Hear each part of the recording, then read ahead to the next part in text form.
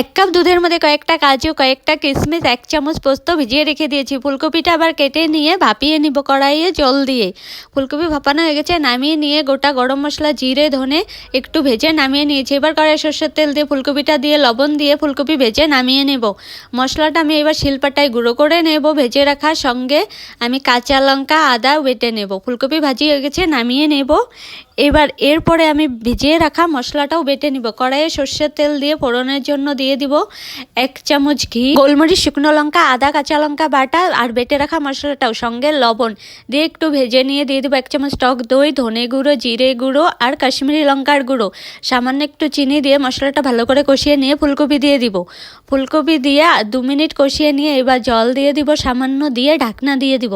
এবার ঢাকনা তুলে ভেজে গুঁড়ো করে রাখা মশলাটা দিয়ে দিব, দিয়ে আরও 5 মিনিট জাল দিব। তারপর নামিয়ে ফেললে কিন্তু হয়ে যাবে ফুলকপির একটা নিরামিষ রান্না।